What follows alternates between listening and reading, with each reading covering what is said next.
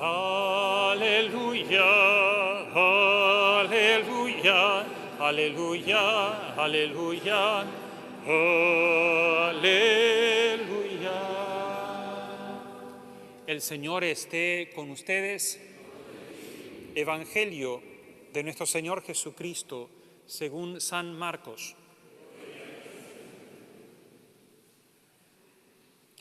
Jesús llamó a los 12 y los envió de dos en dos, dándoles poder sobre los espíritus impuros.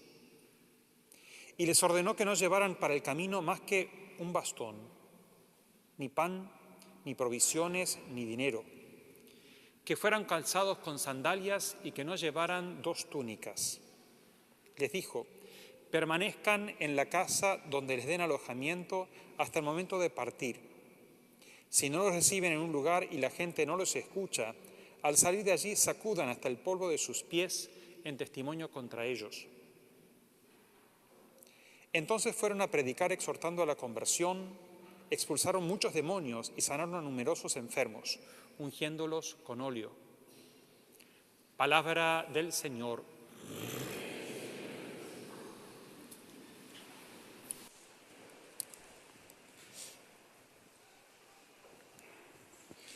Señor, que nos reunís como familia tuya para darnos luz y vida, abrir nuestras mentes y nuestros corazones para que podamos comprender más profundamente el mensaje de tu palabra y tengamos la alegría y la fuerza de llevarlo a nuestra vida. Amén.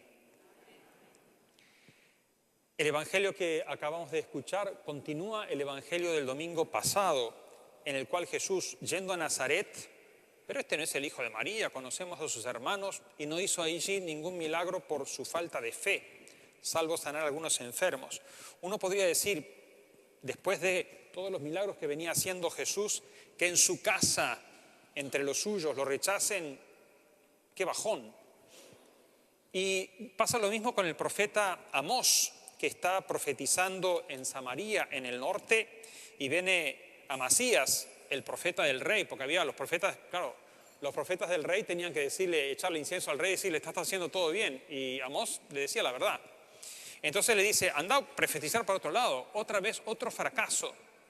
Y Amós se planta y dice, yo no soy profeta ni hijo de profeta, yo era pastor, cultivador de sicomoros, y el Señor me sacó del rebaño y me hizo profetizar, así que yo voy a seguir profetizando.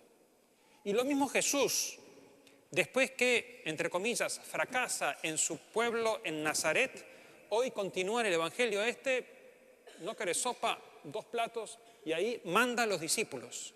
Es decir, continúa su tarea porque la tarea que el Padre le encomendó, Jesús la va a realizar de todas las maneras. Y por eso envía a los discípulos. Y se llamó a los 12 y los envió de 2 en 2 y les dio poder para expulsar demonios. E inmediatamente después de eso siguen las condiciones en las cuales los envía. Y los envió y que llevaran solamente bastón, que no llevaran ni dinero, ni alforja, ni... ¿Qué más? Que solo un par de... Ni pan, ni provisiones, ni dinero, que llevaran solamente un par de sandalias y que no llevaran 2 túnicas.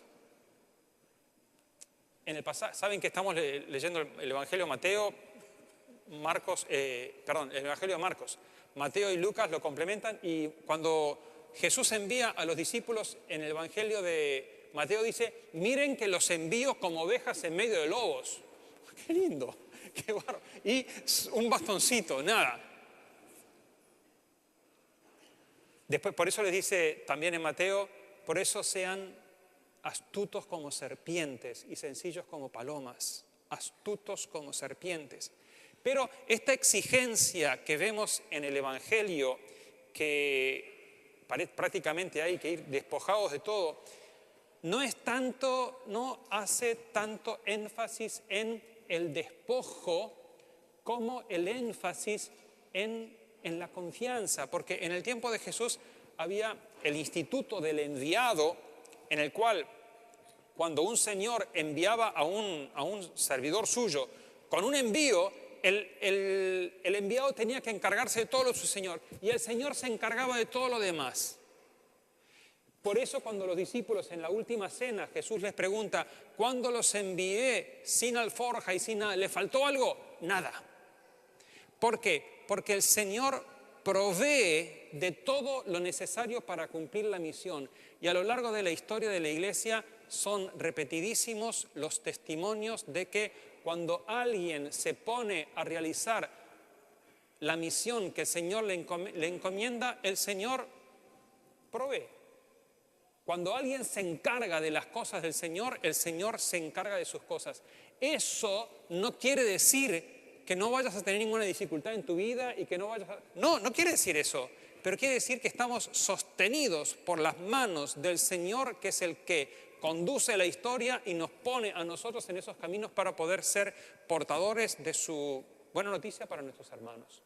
Entonces, este envío no se refiere sobre todo a la dimensión de despojo, sino se refiere sobre todo a la dimensión de plena confianza, que si nosotros nos ponemos en las cosas del Señor, el Señor nos sostiene. Y uno de los riesgos de este evangelio, el Señor llamó a los 12 y los envió de 2 en 2 y termina diciendo, entonces ellos fueron y exhortaban a la conversión y expulsaron muchos demonios y sanaron a muchos enfermos ungiéndolos con aceite. El riesgo en la iglesia cuando hablamos de envío, de misión y de los 12 es que muchas veces hacemos una restricción de quiénes son esos enviados. Cuando nosotros normalmente hablamos en la iglesia de quiénes son los enviados a anunciar el evangelio, ¿qué es la respuesta natural? No me hagan la respuesta complicada que van a hacer ahora, pero la respuesta natural ¿cuál es? Los curas, las monjas, que vayan. Nosotros somos el 0,2% de la iglesia. Si la iglesia se valiera exclusivamente de nosotros, estamos en el horno. Y no solamente somos el 0,2% de la iglesia, sino fíjense lo que tienen delante, no vale mucho. Todos somos enviados, naturalmente cada uno en sus distintos lugares y en sus distintas misiones. ¿Por qué? Porque el evangelio tiene que permear todas las dimensiones. Entonces, el trabajo, la cultura, la educación, la política, los gremios, los distintos lugares, allí yo no llego, pero allí están metidos ustedes. Y el hecho de que ustedes sean enviados allí no quiere decir que en la reunión de trabajo tenga que hacer un rosario. No se trata de eso, sino que se trata de, sabiendo que el Señor nos envía para ser servidores, como el contexto del evangelio que vivimos día a día y que escuchamos domingo a domingo va iluminando nuestras mentes para que las decisiones, las opciones que tomamos, las prioridades que hacemos, aquellos a quienes privilegiamos, estén marcados por el evangelio. Entonces, allí la sociedad se va transformando. Me acuerdo, en el 38 hubo un grandísimo congreso eucarístico. Y la otra vez estábamos viendo alguna foto, pocas que hay, y la lista de los que organizaban. Eran 2 curas, eran como 200 personas, porque los curas saben que no somos personas, ¿no? Digo, ahí vienen 2 personas y un cura, dicen la gente. Entonces, eran personas, es decir, eran laicos. La mayoría eran laicos que organizaban. Entonces, la iglesia somos todos nosotros. Y cuando Jesús dice, los llamó y los envió, somos nosotros los enviados. Y como dije muchas veces, al final de la misa, lamentablemente, en la traducción se complican los matices con los cuales se traduce. ¿Y qué es lo último que dice el cura al final de la misa? Pueden ir en paz. Y muchas veces, podemos ir en paz, ya cumplimos este domingo. A ver. Y el original no es un concesivo. Es decir, el original no es les concedemos que se puedan ir en paz. el original es un imperativo, vayan en paz. Es decir, habiendo sido renovados por el Señor con su palabra y habiendo sido renovados con su fuerza, en esa luz y en esa fuerza somos enviados para transformar, para gastarnos como los discípulos que exhortan a la conversión. Entonces, la iglesia somos todos nosotros y el Señor cuenta con cada uno. Y hay veces que no tomamos en cuenta, no como responsabilidad, sino como belleza. La belleza de que el Señor cuenta conmigo. Muchas veces pongo el ejemplo de, si les gustara la música, yo les digo, bueno, los del coro, este coro no, porque cuando yo tenía una parroquia en Marte y tenía mucha gente que le gustaba cantar y yo les decía, mira, algunos les decía, la música está formada por sonidos y silencios, vos hacé los silencios que te quedan bárbaros. Si a alguien le gusta la música y viene Beethoven y te dice, quiero que estés en mi orquesta. Uno dice, vamos arriba.